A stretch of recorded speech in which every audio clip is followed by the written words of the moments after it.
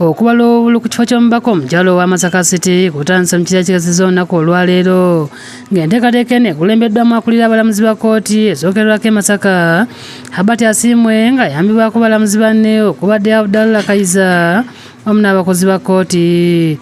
Nameere Justine had found 7 and in counting we have discovered 67 and Nanyonga Sauya had found 12 and all the 12 Kiddiridde omulamuzi Asiimwe okulagira okubala obululu okuddibwamu oluvannyuma lwa munnakibiina ky'NRM Justine Nameere Ensubuga omu ku baavuganya ku kifo okuddukira mu kkooti nga wakanya obuwanguzi bwa munnakibiina ky'NUP gwe yali naye kumbiranye mu lwokaano Rose Nalubowa. Ekifo kino kyali kivuganyizibwako abakyala bana okwali Justine Nameere, Rose Nalubowa, Juliet Kakande WDF ne Sauya Nanyonga yali avuganya ku bwannamunigina. Nalubowa yalangirirwa ku kifo kino ng'afunye obululu emitwalo 2,543 ate Nameere n'afuna obululu emitwalo 2,343 ng'enjawulo yali ya bululu 5,100.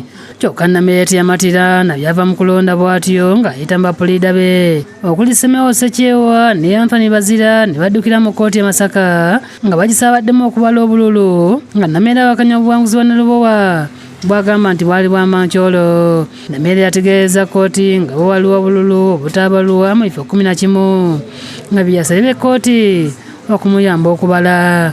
If the 11 polling stations that I even remember of are excluded, I would still be the winner. Kyokka bapuliida ba Nalubowa okuli Samuel Muyizi ne Albert Zikusooka bawukanyiza okusaba kwa Nameere nga bagamba nti omuntu waabwe yawangula mu mateeka ne basaba kkooti omusango guno gugobwe. The same would be nothing but a skeleton without life. Mu kuddamu okubala obululu baatuuse kufulumya bookisi zonna ezaabadde ziteekeddwa mu sitoowa ng'eno bwe bazuulidde ng'emu ku bookisi yamenyeddwa kyokka omulamuzi n'agenda mu maaso n'akalambira era bw'atu n'ategeeza nga bookisi emu bw'enasobola kulemesa nteekateeka eno ey'okubala obululu. That the seal was broken while it was being pulled, when the box was being pulled.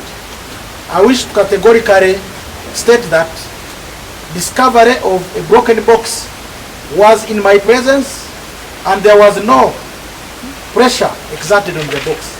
Kyokka Nalubowa ne bapuliida be balaze obutali bumativu ku nsalo y'omulamuzi nga bagamba nti ekikola kyakoze kikondaanisa mateeka nga nabwe kityo bajja kujulira mu kkooti enkulu. Nti bweba process emenya mateeka tugiwakanye mu mateeka era asazeewo tusabe mu kkooti ejulirwamu eyo kkooti etubuulire oba omulamuzi ono byakola mu nsonga zino zonna nale zikwata ku ba NUP ziri mu mateeka.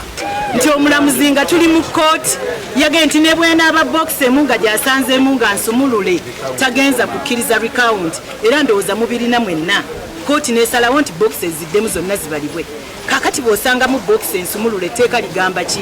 Tugenda kweyongerayo n'omusango tukole appeal kubanga wano si we tulina okukoma. We came here, the magistrate gave us chance, gave me personally chance to raise, my concern that a lot of boxes are intact while they're in the store, but in the process of transfer, some get issues, and he said it's better we do the verification inside.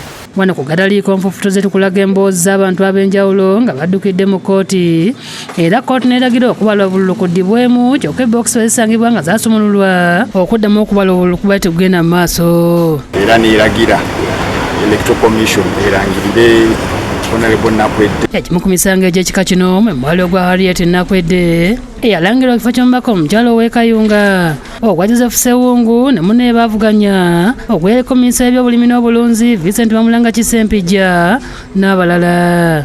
Fiona Nanyomo yakusakidde eggulu eno ku lwa Bukedde TV.